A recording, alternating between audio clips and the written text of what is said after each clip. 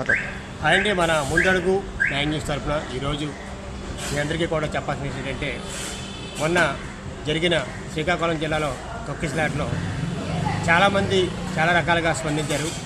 అయితే నిన్న నాకు తెలిసిన వ్యక్తి ఒక మాట మీరు కూడా చెప్పాలని చెప్పడంతో అయితే నా ఒపీనియన్ దానిపైన చెప్పాలనుకుంటాను. అదేంటంటే, ఇప్పుడు ప్రజెంటు ఏపీలో ఫ్రీ బస్ పెట్టడం వల్ల ఎక్కడ పడితే అక్కడికి మహిళలు వెళ్ళడం జరుగుతుంది.